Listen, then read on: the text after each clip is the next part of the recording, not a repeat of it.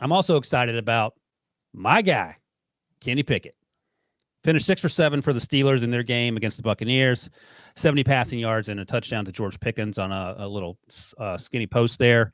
The Bucs didn't start anyone, no first teamers on the defense, so Kenny Pickett was going up against the second teamers.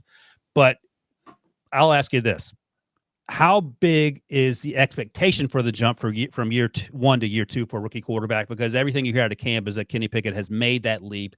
He's a gym rat, all the other sort of superlatives you hear about him. But the expectations appear to have been met in the first few series that he played because he was nearly flawless.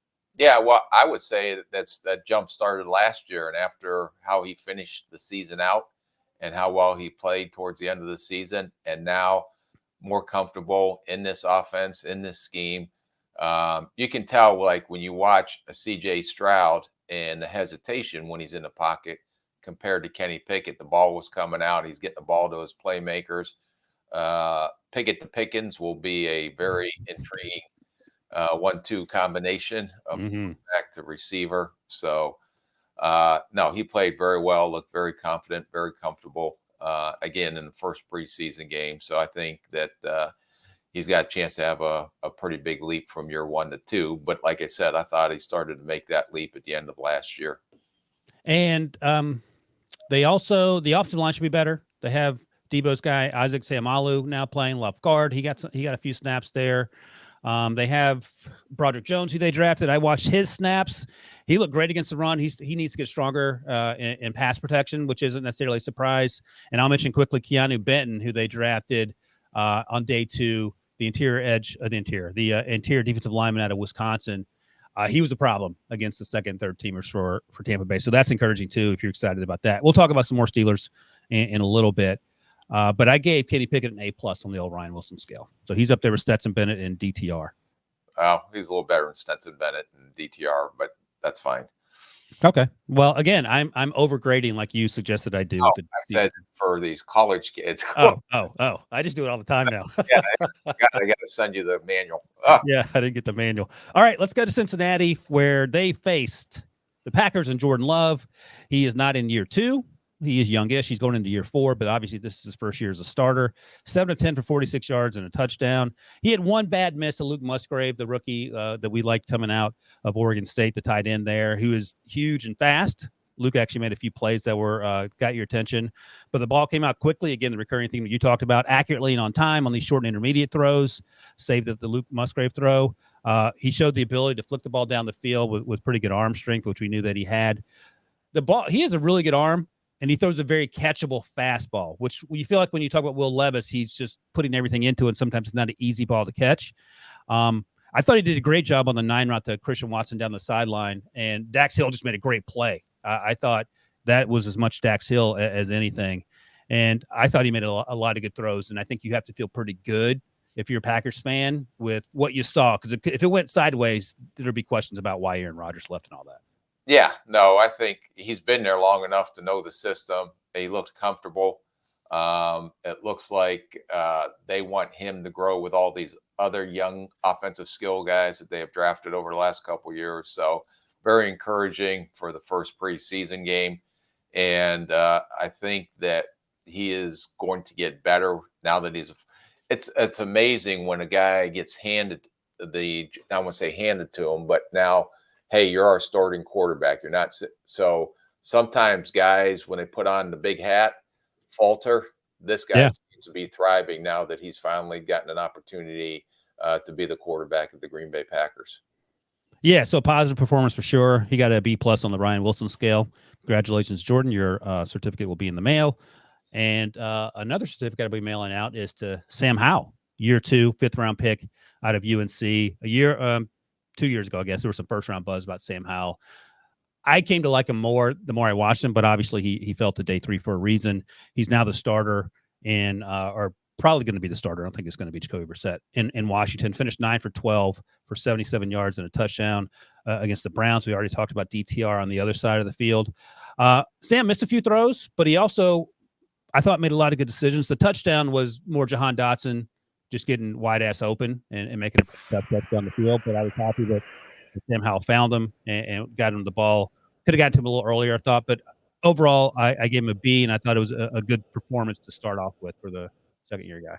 Yeah, it looked like it was really bad weather. It looked like it was pouring rain. I think at least on the tape. I didn't get a chance to watch it live, but I thought in the first series he came out and looked pretty decisive with his decision making. He had that poor throw in the red zone early in the game, missed an open 7 route that resulted in an interception. Also missed some opportunities. Other opportunities in the red zone. I think he needs to get a little quicker through his processing as well. I think that'll come with some more game experience, especially in the red zone. I think he was good when they were in an open field, but when the field gets condensed and there's not as much room to work when they're down in that red zone area, he just didn't seem like the same quarterback as he was when they were playing in the middle of the field. And I think that comes with time and experience. There's no question about his legs. And I don't know, maybe I'm wrong. He just looks like Baker Mayfield to me. No, sadly, that was the comp I had for him coming out. So that probably doesn't make you feel any better. But that's the sense you get. That's hard for me to believe that you would have a comp that I actually came up with. But I know. I'm with you. I'm shocked as well. Comps, Debo, like 22,000 to 1. I think I have 2. Yeah, and the one was a fixed. Whatever. I'll take what I can get at this point.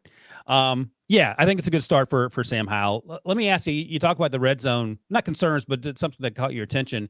You mentioned that's just a function probably of experience, but is that something as a play caller you try to work around, or in the preseason you're just like, all right, let's try to make this happen like we would if we're just trying to see, and then they're trying to feel what the quarterback does best too. But I just didn't think he was decisive because things happen a lot quicker. The field's condensed. There's not as much space for the receivers to get open. So you just he has to get better functioning in the red zone.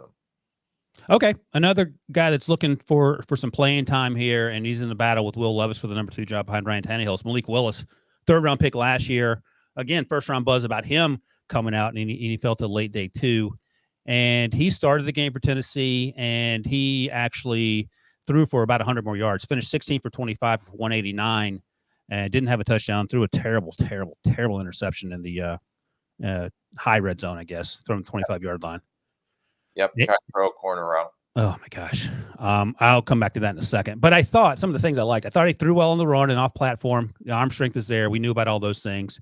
It shows the ability to throw from different arm angles in the pocket when he can't set his feet, which is encouraging. He will stare down the target at time and force the ball into coverages that leave you scratching your head. And I'm not talking on intermediate or deep throws, just plays right in front of him, and you get the sense maybe just locked on and he's not going to get off of it. And then I mentioned the interception. It was to Josh Wiley, the tight end.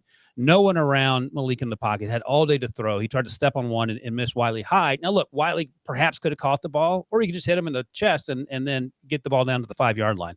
So that's an interception that can't happen. But I thought he did some things pretty well, and I was overall happy with the way he played. And as I mentioned earlier, I thought he and Will Levis remain neck and neck in terms of their performances, and I don't know if it moves a needle one way or the other, although Will Levis is younger. Yeah, I agree with everything that you said. The red zone missed that open 7 route. He also, I thought, struggled with his progression in the red zone, just similar to how when that area shrinks on the field. The one thing that I noticed, though, is he is much more comfortable from shotgun. And there were maybe a couple snaps that he had to take a snap from center, and he just looked lethargic and not a lot of urgency when he had to do the 3, 5, or 7-step drop. So that needs to speed up. And if they're going to run Derrick Henry and they're going to run play action, he's going to have to throw from taking snaps from a center. His processing and his mechanics definitely need to speed up. By the way, you talk about Derrick Henry, Tyjae Spears, their 3rd round, I think he went on day 2. Running back out of Tulane, he was fun to watch. He had some impressive runs early on. 6 rushes for 32 yards. That's a nice change up, if you will, to Derrick Henry. So hopefully he stays healthy and gets a chance to contribute offensively. But he was fun to watch in that game as well. One other quarterback we'll talk about quickly, then we'll take a break and take a look at some sort of team matchups. I watched Trey Lance this morning. I don't know if you had a chance to watch him. Went 10 to 15 for 112 yards, a touchdown, played in the first half of that game. It was a sloppy game. You hinted at the lack of offensive line protection. He took a ton of sacks, and I counted at least 3 of them. He passed up the first option, which was there. Might have been a tight window throw. Maybe the ball comes out quickly, and he tried to get through his progression and then just got crushed. So I applaud him for trying to get through his reads. Comfortable. Didn't look comfortable at all. And maybe that's a function not playing for almost a year. I don't know. Yeah, but I would say this. Usually, guys, if you throw a ball out, it's just a pickup game. They figure out a way. You could always tell guys and just go out there and play, even though I understand the pressure he was getting. He just looked painful watching, trying to get through his progressions, and he just did not look comfortable the whole game.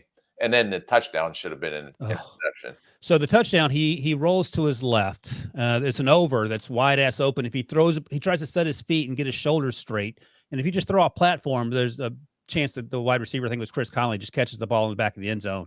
But he set his feet, got his shoulders pointing in the right direction. And by that point, the window had closed, and it just ricocheted and went to the tight end, I believe. I think Ross Dwelly caught it off a ricochet for a touchdown. That should have been an interception. Or if he'd thrown it earlier, a touchdown to the intended target. So it feels like, and again, you say don't read too much into this, but right now, this is Brock Purdy's team. Oh, yeah. No question. Yeah. Especially after what you watched. Right. I haven't seen Brock Purdy in practice, but how Brock Purdy, he's not as athletic or maybe is not naturally gifted, but Brock Purdy, what he showed us last year, he knows how to play the position. And, it's just like Stetson Bennett, what we talked about earlier. He's not the biggest, not the fastest, but he just knows how to play the position. And you just feel, to me, it's like you cringed when Russell Wilson was playing last year, trying to watch Denver's offense. Yeah. I kind of cringed watching Trey Lance try to run that offense. It just felt uncomfortable watching. By the way, I did watch all of Russell Wilson snaps because I was curious. I saw some people on Twitter saying he looked bad. He actually looked pretty good. Yep. I gave him a B+. If you want to tell George that I gave him a B+, might make him feel better.